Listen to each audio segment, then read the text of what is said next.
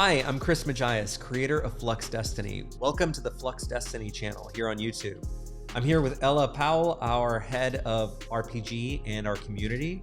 Hey, Ella. Hi, Chris. How are you? Good. How are you?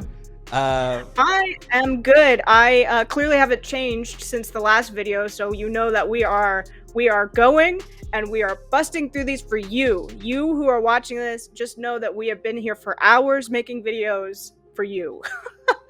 So we're insanely passionate about this project and what we're doing. And, we hope that comes through in the work that we do. And it certainly comes through when you see someone like Ella's participation in the community. If you go visit our Discord server, you'll see what a passionate community we have. And it kind of permeates all aspects of everything we do. So I just have to give a big shout out to Ella for all the passion that she puts into this. Thank you. I couldn't do it without you. So it's, and I'm passionate about it because Chris is passionate about it, obviously. Like, I would read and do all this stuff even if nobody was watching, but what really inspires me is all of the people who are in it as well. I like to beat the other lore leaders to questions because they're so on top of it. Sometimes I feel like I'm just getting the scraps of it, because everybody is so involved in the world, and even people who are just joining instantly join those channels and start talking. And I've never been a part of a Discord that was so immediately active, especially on topic, on the world of Flux Destiny and the pieces that they like about it. Yeah, it's been great because I've even had to learn to let go and not answer lore questions and things, and let Ella and the lore leaders go after it. And it's been a big change for me too, because I've just been it's so exciting to have help in that area where people really understand the lore and can answer even advanced questions. Has been really fun to see. Well, Chris, today, so we've been on this journey, right, about Flux Destiny, kind of going way, way back to the beginning, the first sparks of it, and then we kind of talked about the themes and other inspirations. Today, we're kind of talking about that inciting incident, that moment of which, because you're an artist primarily, and you do writing and all that kind of stuff. I want to know, and I'm sure a lot of other people are curious, what was the first art piece that you made that was like, this is Flux Destiny? And I want to know what it is, and I want to know what the moment was where you drew something and you were like, okay, so this is the moment, that I've made something. So this piece I drew, which it will not show up in this video because I'm cringe, I cringe at it now because it was so long ago, but and I still have it, but you will pry it out of my cold dead hands. But this is a long time ago when I was first coming up with the idea of this universe. I did this kind of teaser poster featuring the character Hugo at the time. If you saw this teaser poster, it's completely different than what Flux Destiny is, kind of in line with what you and I were talking about in the last video, where these universes go through lots of change. And I just put it up. I was like, I'm launching a webcomic, and I put this thing out. I had no idea where it was going. I knew the premise and kind of the world where it was going, and I just started doing it. And it was kind of like this live, this webcomic was kind of like this live test, live development, right? And I'm just kind of going, and I don't know where it's going. And I had gotten it was called Battlegate was the name of the webcomic. It had become very popular. It had become, one of the leading webcomics at the time. And I was doing it in this pencil-like style. It didn't look digital. It looked illustrated. It was kind of inspired by these old comics that used to be in Nintendo Power magazine when I was a kid, and they always had these awesome illustrated comics that came with them.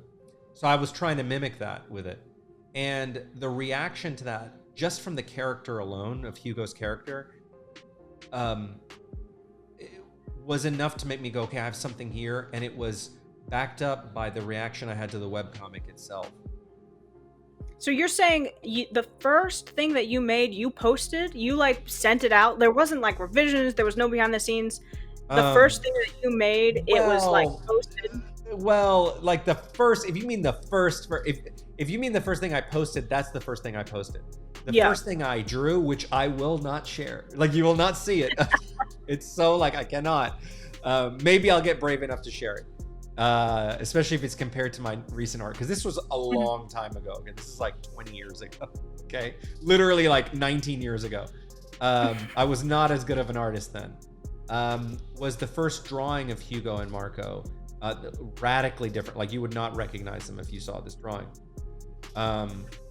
Then from that, I created that teaser poster, which has a very, like, you can see the similarities of who, but he has like a gun, like a sci-fi, like knife gun. Like, it's like, what is this? Like, I didn't even know what the universe was, you know? Yeah. And the experience I got out of that after going through all that, and around that time when I was getting to the end of a major arc in that webcomic, I was hired to go run Funimation's to build out their original anime group. And so I was there for many years, and so I was just working on the side a little bit, but the webcomic had stopped. So it allowed me, because I was developing movies for other big IPs like Mass Effect and Dragon Age and things like that, I got to see behind the scenes how these big studios were making their IPs and the love and care they put into it. And that experience made me realize you need to develop this more. Like, you can't take this approach of just going with it, right? Because it's like it's the audience should be the one who's having the experience of where is this like the newness, but not me as the creator. I need to know where this is going. And so that experience taught me really about development and stepping back and spending lots of time and money and energy developing the world. So so that was the first one. The first public one was this poster that was teasing and I took the date from that poster is what I gave Hugo's birthday from. So cool. Well, okay, so that was like the old stuff, and then you decided to basically restart Flux Destiny like in a new way. What was that art piece? What did you post? Did you start working on it behind the scenes again and then post something? Give us a little bit of an insight about kind of the relaunching, because I mean, obviously it's been through several iterations with the pilot book, and then now sort of the new canon. Let's go back to kind of like the pilot book and the relaunching of Flux Destiny, kind of as we see it today, a little bit differently. So the pilot book, there was a bunch of promotional art I was doing at the time that to help push that particular book, and that was like the next evolution, right? Where I went from this Battlegate, which was kind of it had this kind of like medieval Legend of Zelda kind of world. It was very different. It was like, 1700s, 1800s Europe kind of feel. Like, it was just very like different to something way more contemporary based on decisions I was making at the time.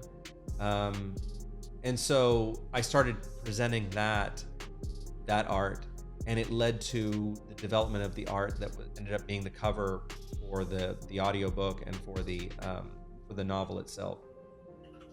Cool. And so that was like the revamping of it. Everybody saw the new Hugo and Marco. What was the reaction to sort of revamping? Had people forgot, about everything, or were they excited about the revamp? They were excited, and it was interesting because at the time I was still developing Karmistry, so I had not used that term yet. I was still developing what the universe was, because we call it a pilot book because I had been developing movies and TV shows and music albums, but I had not written a book yet. And so I was like, how do I take those disciplines and write a really good book? And so I wanted to write the first one in this universe, which was Flux Destiny Fortuna's Rings, which did very well. It hit the top 150 of Audible originals. It has like 4.8 stars on Audible and what do you call it? Goodreads? Amazon and everything. Yeah, like it has really good ratings, and people really responded to the authentic way I wrote these teenage characters and the universe itself, and how I had mixed drama with comedy and action together, and I had mixed all those things in a way that was like a blend of these different feelings. So, you know, that when I did that, people started discovering, okay, there's more. Like, you know, Marco had gone through a lot of change. He completely changed as a character. Hugo changed completely as a character. You know, in the original story in the webcomic, Hugo was this, like, Marco was his parole officer, and we didn't know what he had done. He had done something bad, and Marco was assigned to be his parole officer. And that whole dynamic is gone now. But people were questioning that, and they also learned about their powers, like, oh, they have powers. And I was like, yes. And we started developing, they started learning more and more about the vision that was finally becoming concrete in my head. Yeah. Well, I think the main question is, you know, whether or not the fans, you know, enjoyed the change or, you know, were there even for the evolution, because I'm sure a lot of people are coming into this brand new and don't even know that there's a history, you know, with Battlegate or the pilot book at all. Are you happy with the changes that you've made? You know, are you pleased with the evolution that the characters, especially like their art and the way that they look, are you happy with the way that things are now? Oh, absolutely. In fact, like, I have never felt more sure. Like, this is when people ask, when do you, like, now, this is what I want. Like, I have finally reached a point where I have the vision of the whole thing. And it took many years to get there, and lots of development, I mean, if you saw my office and if you saw like all the documents and notebooks, I should have had these books ready for this video. I have a stack of notebooks like this big, like thousands of pages of notebooks, thousands of pages of digital files of developing and iterating this. And it finally reflects what I want. Right, the vision, the feeling I wanted to get to, this finally reflects it, and it took it a long time to get there. The other iterations were not there, but I was like, I gotta play with this in the public so that people can give me feedback and I can see their reaction. And that's why we call it the pilot book, right? It's like a pilot episode. It's like a, you know, let's put a test balloon out there. And based on the reaction of that, I knew I had something that was going in the right direction. Well, cool. Chris, is there anything else that you want to talk about, you know, specifically like with the first sort of art pieces or the things, how you developed it or anything like that before we jump off today? I would say that, like, you know, I am, you know, I'm not a I'm not a classically trained artist. Like, I joke I'm a street artist. You know, I learned how to draw. I'm completely self-taught, right? But if you see the evolution of the work I had done, you can see, like, if you saw Battlegate, you probably wouldn't tell that was me who did it. Like, if you know my work now, which is way more polished and completely different than then, you probably wouldn't put two and two together. And it had its appeal to it. It had this kind of like cute appeal to it. There was an appeal to the art, but it was nowhere near as disciplined as my art is now. And I still have a lot way, you know, to go, but I've come very far in my own artwork. I think it's when I started realizing that it was okay to be criticized. Like, it was okay for people to give me feedback. A lot of artists, especially when you're starting off, you're like really precious, you know, about your work, and you don't want people to talk about it. And I was like that, right? I don't want people to say anything. But once I started opening up to criticism and to feedback, and not taking that personally, which is one of the themes that we have in Flux Destiny, which is dealing with your ego. And I was dealing with my own ego at the time. Dealing with those helped me have dramatic gains in my artwork and in my skills, because I, not only as that, but as a writer as well, you know. So that experience was really helpful to me. Well, cool. Well, thanks, Chris. I think, you know, this is such an important piece. I think a lot of people don't necessarily think about it in terms of the journey, that maybe how important the art is, you know, because the art and putting it out there for the first time, I know, is incredibly scary and, you know, can be very difficult. And so, you know, as we continue this journey, we're going to talk more about the audiobook. We're going to talk more about Battlegate a little bit, and then we're going to kind of go over the things that are now canon, that if you were there, you know, a couple of years ago for the pilot book, that might be different. And if you're new, there might be things that intrigue you about our journey here. So Yeah, thank you, Chris, for answering all my curious questions. Yeah, no, and it's funny. The last little tidbit I'll give you is that Battlegate was hand drawn on paper. Okay, so one thing that people may not know is that even though it has that look, it was something that I have a box of hundreds, maybe thousands of papers, because I had to draw every layer, scan it into the computer, and then I would do the digital painting on top. But it was hand. I didn't have a tablet at the time. I didn't have a Wacom tablet. So back then I would hand draw this stuff, scan it in, and do all. It was like, now I could not do that. Like, I'm too tired to do that. Like, I don't have the strength. But yeah, I am too, like, I look back at that and marvel and go, wow, like, there is something about being in your 20s, like, where you have the energy to do it. If I had to do that now, I couldn't do it now. Thank God that Wacom tablets exist and I can do that kind of stuff. I don't even think I could do like a web comic now anymore. The amount of work that goes into doing like graphic novels is so, intense that I don't think I let me write. Other people, I'll bring on other artists who are better than me, and they can visualize the world, So it doesn't have to be me drawing it anymore. But thank you so much, Ella. I appreciate it. And thank you for watching. I hope you enjoyed the video and kind of this insight. And if you've been a fan and follower of Flux Destiny for a long time, I just want to like sincerely thank you for being with us on this journey for so long. And, having the faith and love in what we're doing really means a lot to us. And we are entering now into a new era of this that is really exciting, because Ella hates when I say this, but this is the birthing of the baby moment. Like, the pregnancy is over. Like, this is the time where the baby's being delivered. And so, I mean, it's true. Yeah. Yeah. It's like, this is it. So finally it's coming. And I just want to thank you all for coming on this journey with me. And if you're new, it's love having you here at this particular stage. And so I want to invite you to come join our community on Discord. If you go to fluxfandom.com, you can join the whole community there. We've got a great group of fans in there. We just broke 300 people on Discord, and yes, we did. So it was a big milestone for us. And we talk about everything from Flux Destiny to anime to video games. It's just a really awesome community, and I hope you come join us. I also want to encourage you to join our RPG that Ella and I have been working very hard on. That's based in the Flux Destiny universe, called Flux Fantasy.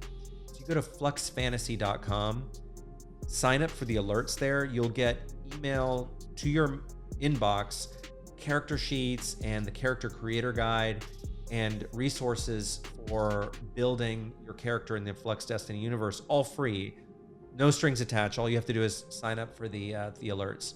And we'd love to have you part of that community, because that's been blowing up too for us. We have just been floored by the reaction to that. And when Ella was asking earlier, when did I know that I had something? We talked about when I did that first teaser. When we launched the RPG based on this and saw the reaction to it, I was like, it felt so good, because people were reacting to the vision that I had worked so hard to bring to life, and have been able to do so, not only because of the stuff I've created, but thanks to the really, really passionate efforts of Ella and other people who are part of our little tiny studio here. So thanks so much for watching, and we will see you in the fandom.